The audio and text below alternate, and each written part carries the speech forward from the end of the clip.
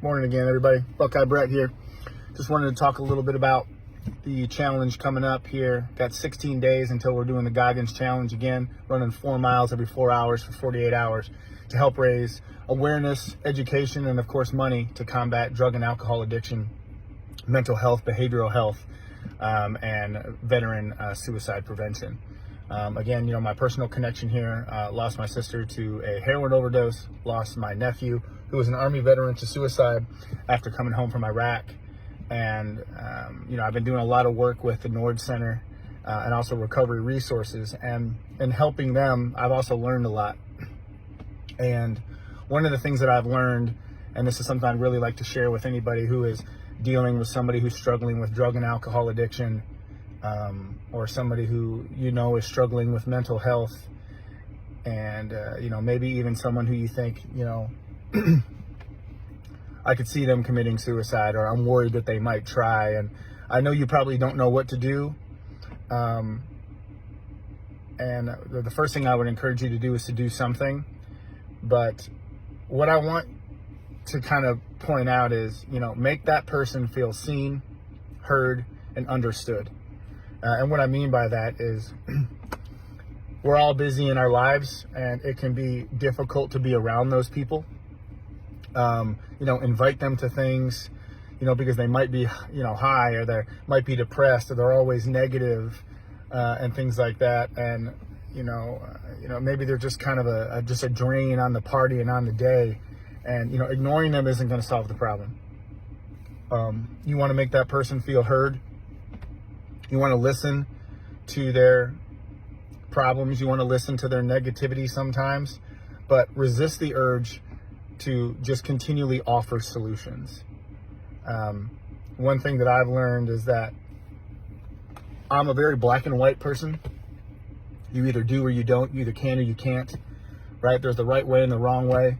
And all of, my failures in life is because, I just didn't do A, or I didn't do it correctly. And what I'm learning about mental health as I work on my own, and what I'm learning about, drug and alcohol addiction is, it very much attacks people in the gray, right? It's not just that easy for them to just start doing things the right way, and, constantly bombarding them with solutions. It just makes things worse, and it can be a dramatic oversimplification of what they're dealing with. But if you can make that person feel seen, heard, and understood, it is an outlet, right? And you offer them that, better days are possible. But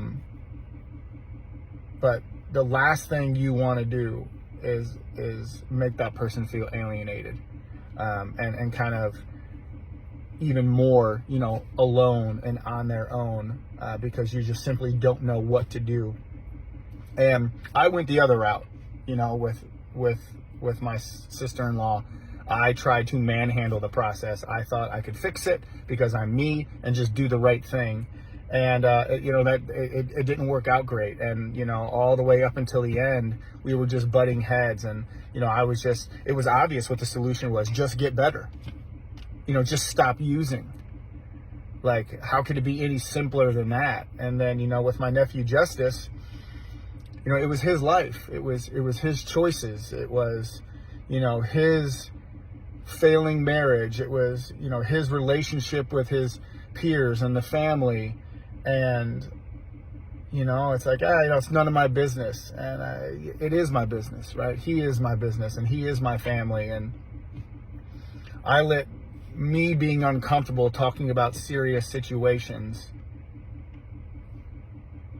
hurt his chances. And so I guess the point I'm trying to make is, and the reason I'm doing this, is getting people access to the tools to make better decisions. Letting you know it's okay if you don't have the answers for the person who's struggling, and it's okay if the person who's struggling doesn't have the answers. It's not okay to not try and get them with the people who can help. And that's why I've teamed up with the Nord Center and Recovery Resources, because they're giving me the tools so that I can help that next person who's in crisis. I definitely look at addiction and mental illness a lot differently now. I'm in a much better place in dealing with my grief and pain than I've ever been before. And I want to help other people not have to go through what my family went through. I want to turn your negative situation into a positive.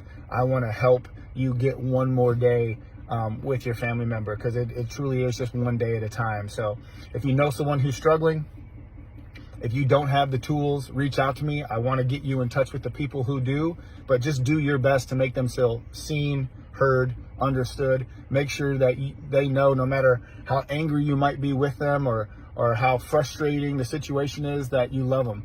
And I promise you that'll buy you time until we can get them what they need. So hope everybody's having a great day. 16 days till this year's challenge.